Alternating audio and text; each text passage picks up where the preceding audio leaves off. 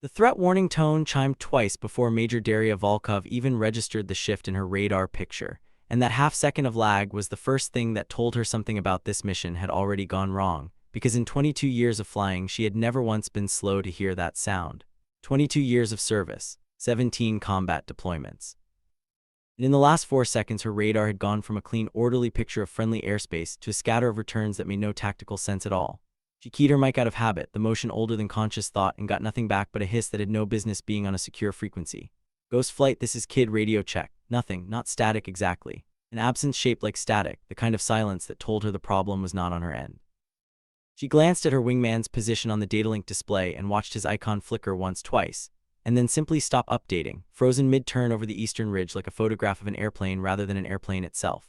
The last transmission she had from Romeo 6 Actual, the ground call sign for the reconnaissance team dug into the high ground 11 miles north, had come in broken and desperate 90 seconds earlier. Multiple contacts, danger close, need immediate air, and then nothing, the kind of nothing that sat in a pilot's chest like a stone for the rest of a career. She was 31,000 feet over a mountain range that did not appear on any map she had studied in the last decade, alone, carrying a full weapons load and absolutely no authorization to use any of it. The mountains below her that morning had a particular texture she had come to know across 17 deployments in terrain like it. Ridgelands scoured bare by wind at the higher elevations and thick with dark timber lower down, snow lingering in the shadowed folds even this late in the season, patient and colorless against rock gone the color of old iron. At 31,000 feet, the light came in low and orange and made long blue shadows out of every ridge, and under different circumstances she would have found it beautiful. The way she had found dozens of mountain ranges beautiful over the years from a vantage point most people never got to see, a beauty that always arrived tangled up with the knowledge of how much danger such terrain could hide in its folds. Wind at altitude was light and steady out of the northwest, nothing that should have complicated a straightforward Overwatch mission, and that was precisely the detail that unsettled her most in hindsight, because bad missions rarely announced themselves through the weather. They arrived instead through small deniable failures that only added up to something ominous once it was too late to reverse course. The people who had given her the call sign Kid had not meant it kindly. She had been 23 years old, 5 months out of training, standing in a ready room full of men who had flown in wars before she had learned to drive, and the wing commander at the time had looked at her flight suit, her small frame, her face that had been told by every recruiter and every drill instructor that she looked 12 years old on a bad day, and he had said it out loud in front of everyone. Get the kid a coloring book. It had been meant to diminish her, and for about 6 weeks it had worked exactly as intended, until the day she flew a training intercept so precise that the instructor pilot filed a report recommending she skip 2 full syllabus blocks, and from that point forward the name had stopped being an insult and become something closer to a warning. Pilots who flew against her in exercises learned to stop underestimating the call sign long before they learned to stop underestimating the woman attached to it.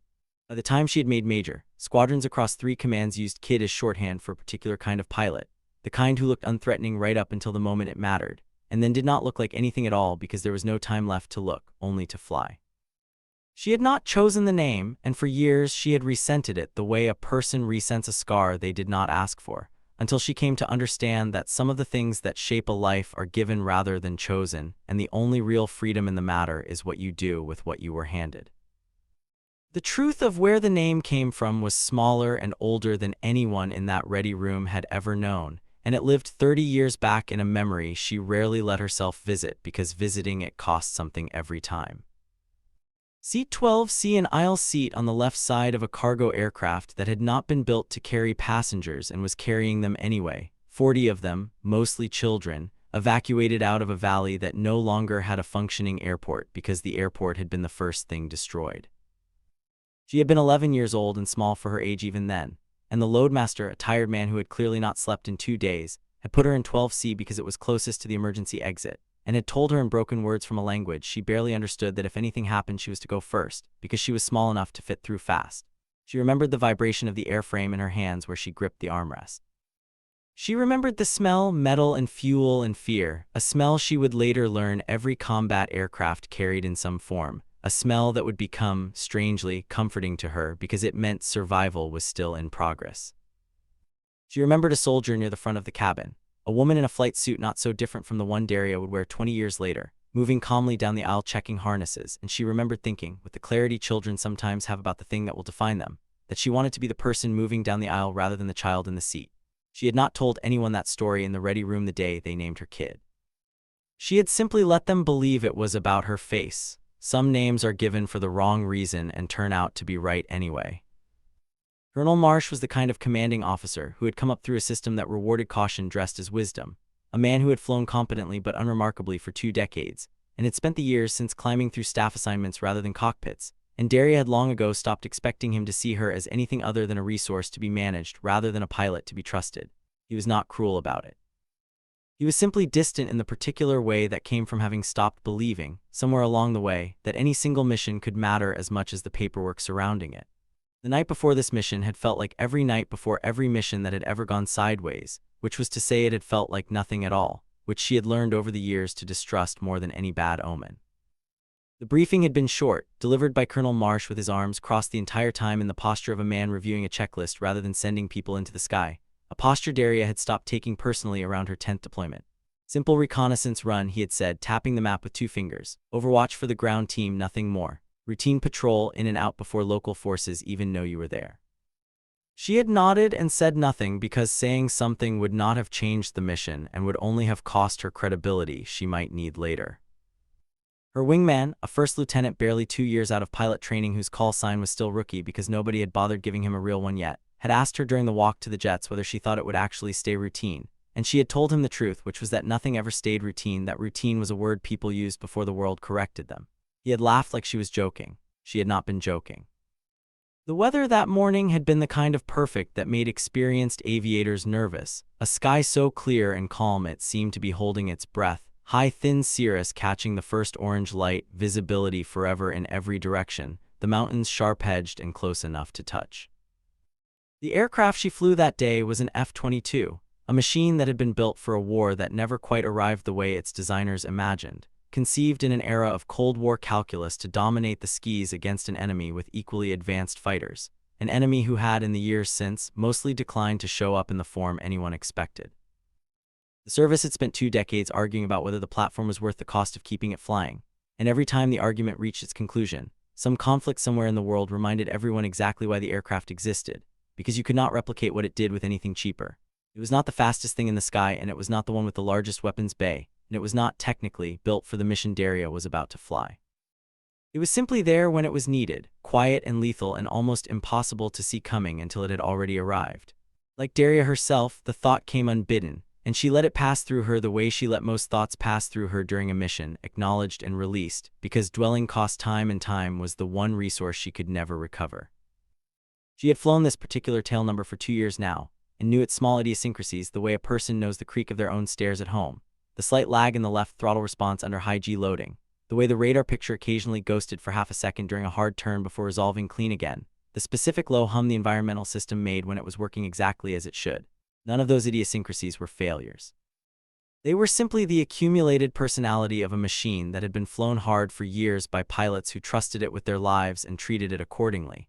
And she had come, over time, to find something almost like companionship in knowing an aircraft that intimately, the way old partners in any dangerous profession come to read each other without needing words. As she leveled off at cruise altitude that morning, she ran her hand briefly along the edge of the instrument panel, an old habit, an unspoken acknowledgement between pilot and airframe that today, like every day, they would either come home together or not at all. For the first 40 minutes, everything had been ordinary in the particular way combat missions are ordinary, which is to say tense in a low hum beneath a surface of professional calm. Systems nominal, fuel state good. Rookie chattering a little too much on the intraflight frequency, the nervous talk of a young pilot trying to convince himself the silence of the cockpit was not as large as it felt. She had let him talk because sometimes that was the kindest thing you could do for a new pilot, let the nerves out in words instead of letting them curdle into something worse. It was during a routine radar sweep, nothing more than habit and training, that she caught the first anomaly, a flicker at the edge of her scope that resolved and vanished before Rookie systems ever registered it at all. She had filed it away without comment. Experience had taught her that the first anomaly was rarely the last, and it was better to watch quietly than to announce alarm before there was anything solid to be alarmed about.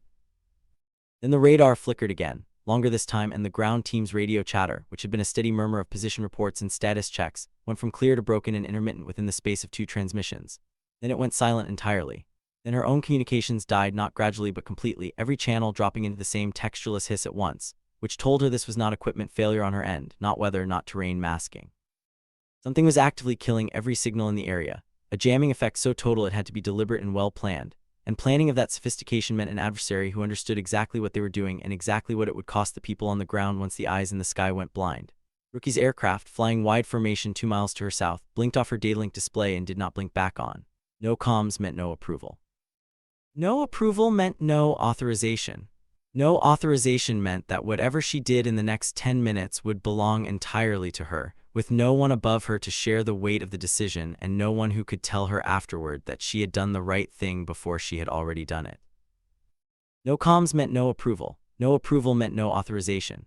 No authorization meant that whatever came next belonged entirely to her, and there was a strange, cold clarity in that thought rather than fear. The particular clarity of a problem finally stripped down to its essential shape after years of training had prepared her for exactly this moment and no other. She had survived worse than a bad radio, she reminded herself. She had survived her entire life before she had ever climbed into a cockpit at all, and whatever waited in this valley was, in the accounting that mattered most, simply one more thing to survive. She held at altitude for 90 seconds that felt considerably longer, running the calculation every trained pilot runs when the picture goes bad, sorting what she could do from what she was permitted to do from what she absolutely must not do, 3 overlapping circles that rarely lined up as neatly as anyone would like. She was carrying a full weapons load, enough ordnance and cannon ammunition to reshape the terrain below her considerably, but without confirmed coordinates, without a clear friendly position, without any authorization at all, that firepower was worse than useless. It was a liability, a single mistaken pass capable of killing the very people she had been sent to protect. Through a gap in the ridgeline she caught sight of smoke rising from 2 separate points in the valley, thin gray columns against the pale morning sky, and the sight of it made the decision simpler even as it made everything else harder.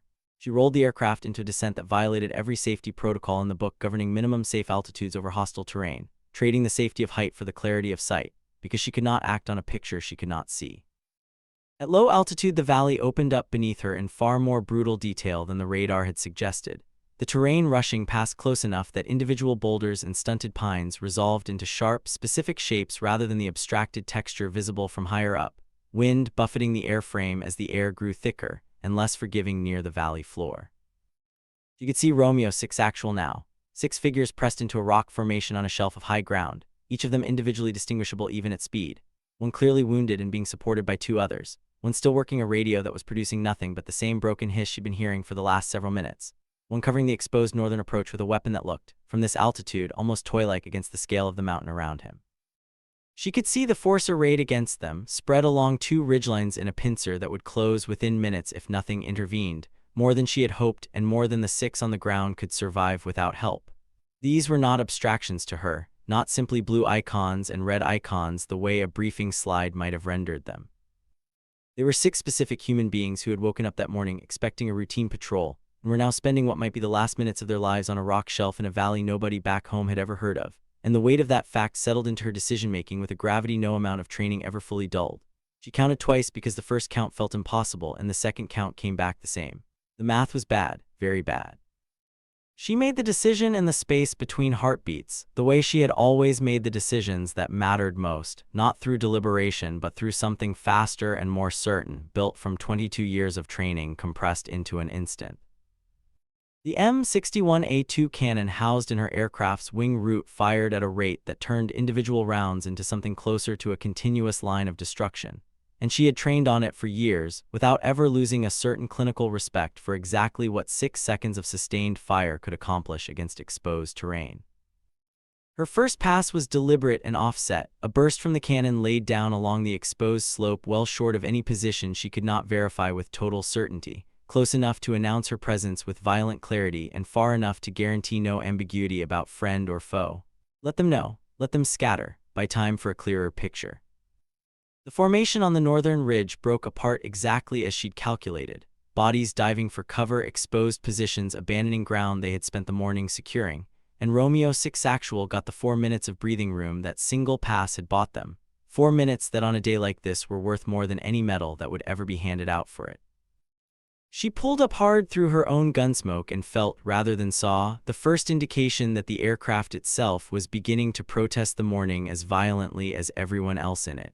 A caution light for the left engine flickered amber, then held. She had flown through worse once years earlier over a different mountain range entirely, an engine fire that had cost her an aircraft but not her life, and the memory of that earlier morning surfaced now not as fear but as data, a reference point telling her exactly how much margin a damaged airframe could still offer a pilot who refused to panic. She ran the numbers anyway, because running the numbers was what kept pilots alive long enough to become the kind of pilot who had a story worth telling later. Temperature climbing. Not yet critical. Minutes remaining before it became a decision rather than a caution, though exactly how many minutes she did not know and did not have the luxury of finding out through experimentation. Single-engine flight wasn't optimal, she thought, with the particular dry humor she reserved for moments too serious for any other kind, but it was survivable. The only real question was whether she could stay airborne long enough for optimal and survivable to still mean the same thing. She thought briefly about turning for home. It would have been the smart choice, the defensible choice, the one nobody could question in a debrief. She was tired of safe choices. The thought arrived clean and unbidden and true, and behind it came the memory she had spent 30 years learning to hold at careful distance, because it always cost something to visit and always gave something back in return. She was 12 years old in the mountains above the valley where she'd been born in the last summer before everything changed permanently. The air had smelled of pine resin and wood smoke, and somewhere beyond the tree line a dog had been barking at nothing in the particular rhythmic way village dogs did in the evenings, a sound she had not thought about in years, and that returned to her now with startling completeness. Her father, a mechanic who had spent his whole working life keeping machines running long past the point anyone reasonable would call them serviceable, had taken her out to the ruin of an old crop duster half buried at the edge of a field nobody farmed anymore. He had run his hand along a wing spar gun soft with rust, and told her that a machine was not defined by what it had been built to do, but by what it kept doing anyway, long after the men who built it had stopped believing in it. Flying, he told her, was never really about the sky. It was about being the thing that showed up when nothing else would. He died 3 weeks later in an attack that never made international news, one entry in a war that most of the world had already stopped paying attention to by the time it reached her village, and she had stood at his grave and made a promise with the particular fierce clarity that only grief in childhood can produce. I would fly, I would matter. Now, 30 years later, over a valley half a world from the one where he had died, she understood with total finality that this was the moment the promise had always been pointing toward. She mattered right here, right now, in a burning aircraft over people who were about to die without her. The enemy had regrouped on a lower shelf by the time she came back around, and this pass she brought in low, dangerously low, close enough that she could see individual figures scatter in the half-second before her cannon fire found the position, and the valley floor erupted in a line of impact that changed the terrain permanently and ended the threat from that direction completely.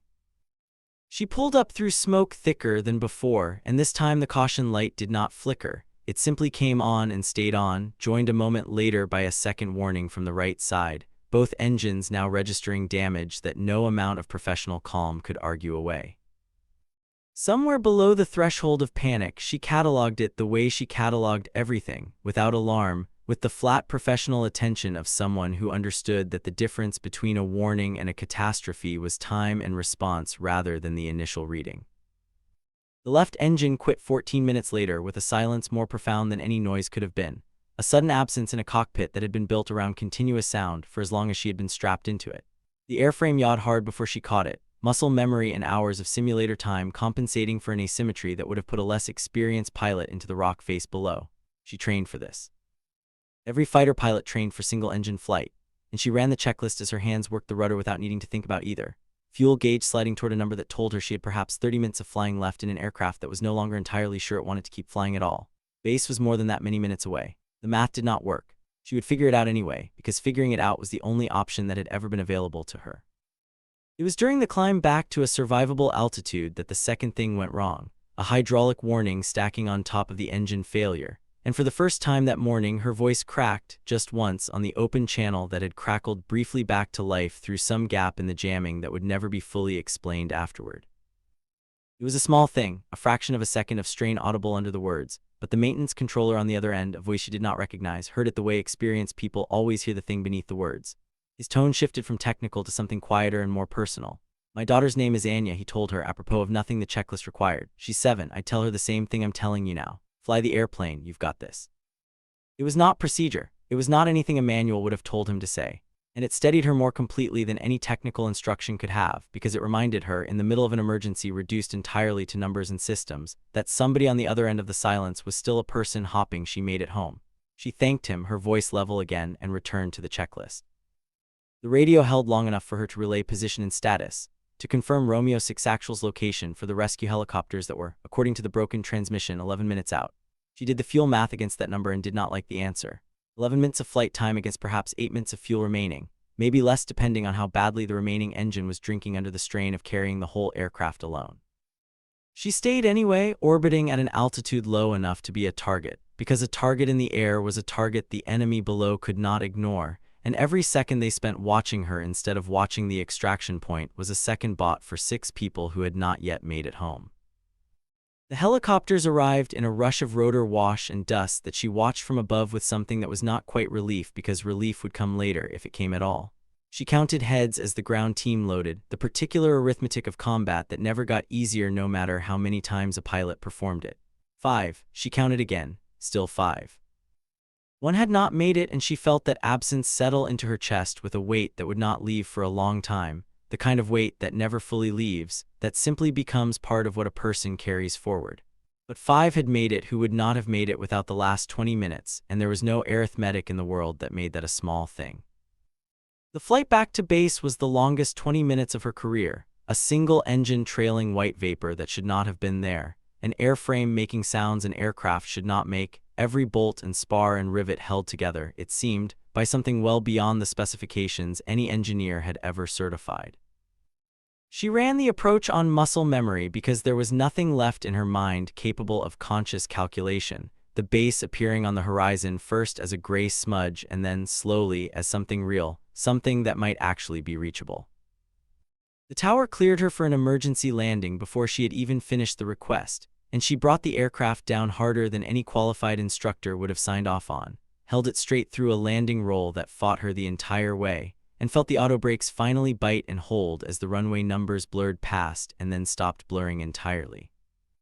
The base itself looked in the last few minutes of the approach exactly the way it always looked, which was somehow the strangest part of the entire ordeal, the mundane sight of hangars and fuel trucks and a windsock hanging limp in the still afternoon air arriving after 2 hours that had felt like they belonged to an entirely different world.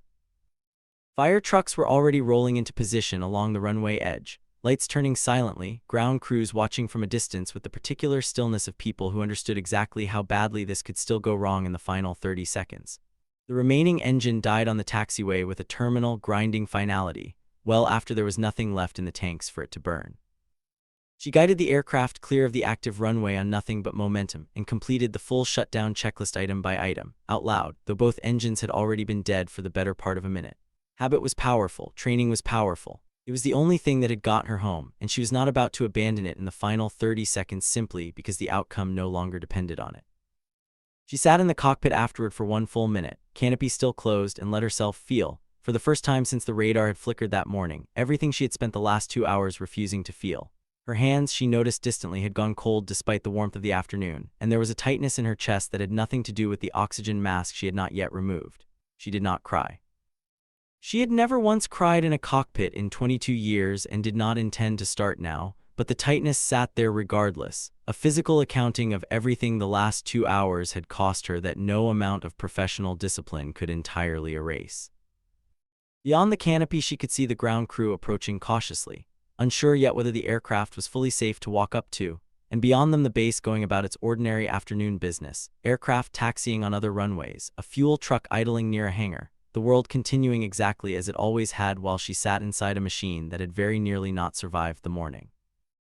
Colonel Marsh was waiting on the ramp when she finally climbed down, and he looked at the aircraft first, at the scorched intake and the streaked fuselage and the landing gear that had clearly taken more punishment than any gear was rated for before he looked at her. "What the hell did you do out there?" he asked, and there was something in his voice that was not quite anger, though it wore anger's shape.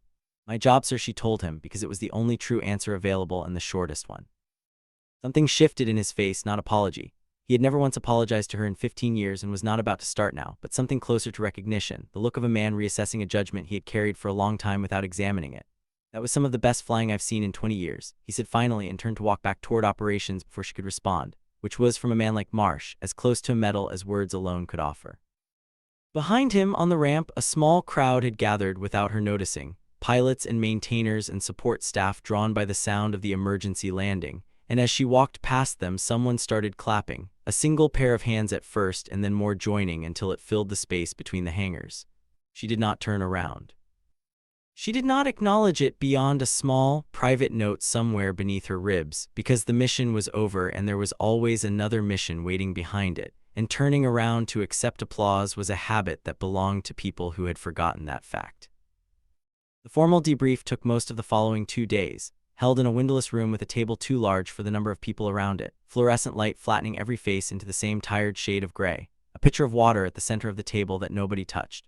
There were investigators from outside the wing, officers she did not recognize, a legal representative present in the corner taking notes she was not permitted to see.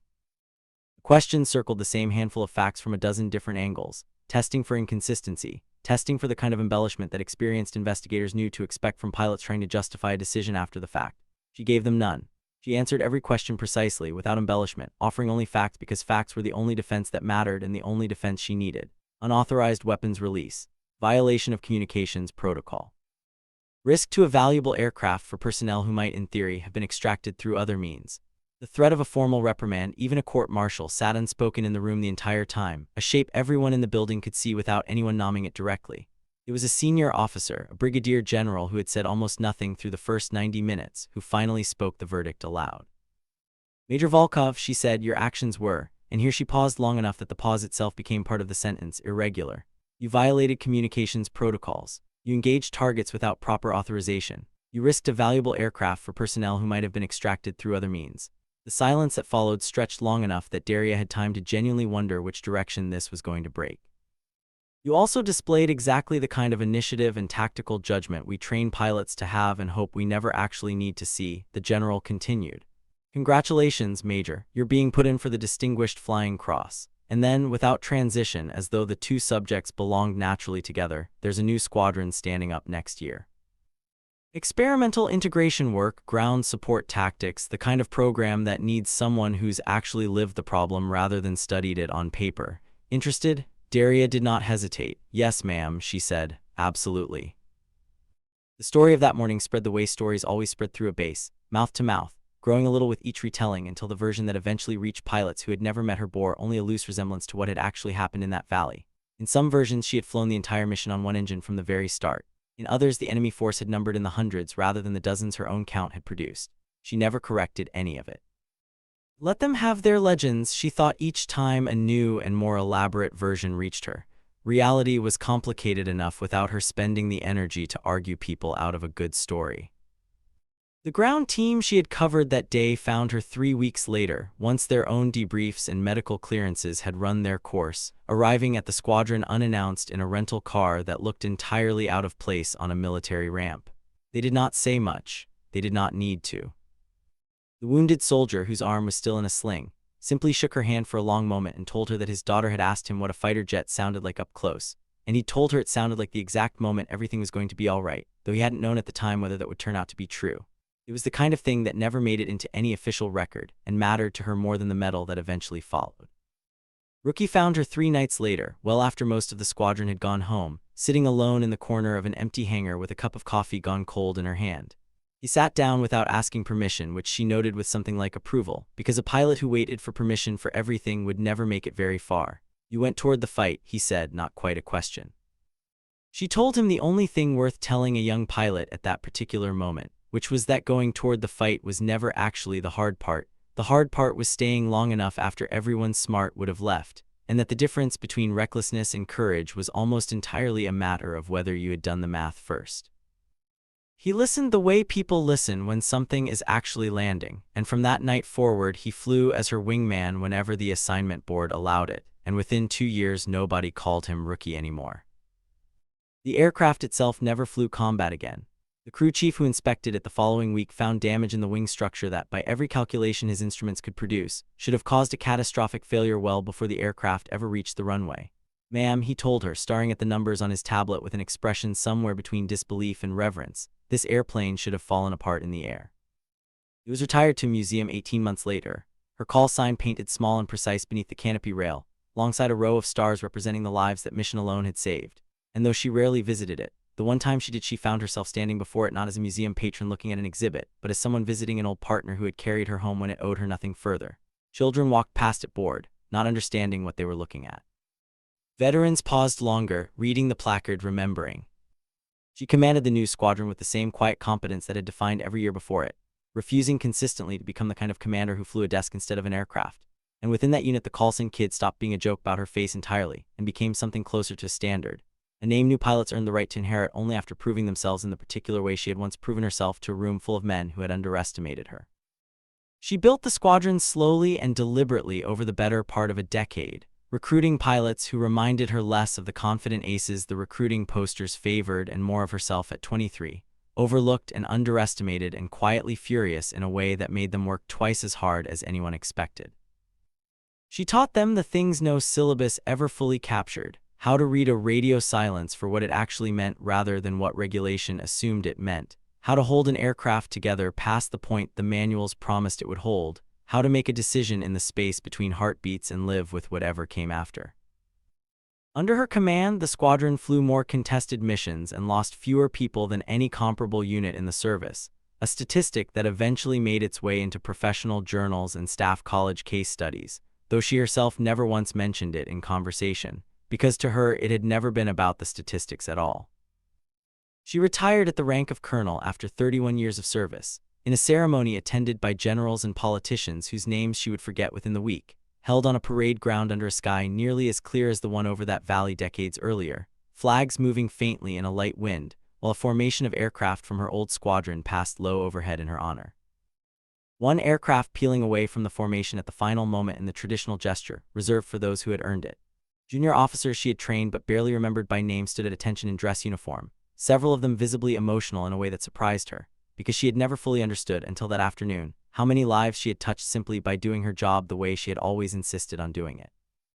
But what mattered to her, standing at the podium that afternoon, was the small cluster of gray-haired veterans near the back of the room, 5 people and the family of a 6th who had not made it home, who had flown in from 3 different countries because they had never once, in all the years since, stopped remembering the sound of a jet engine arriving exactly when hope had begun to run out. Her later years passed quietly, in a small house not far from the base where she had spent most of her career, the walls covered less with medals and commendations than with photographs of people she had flown with, most of them still alive, many of them still visiting on weekends long after they too had left the service behind.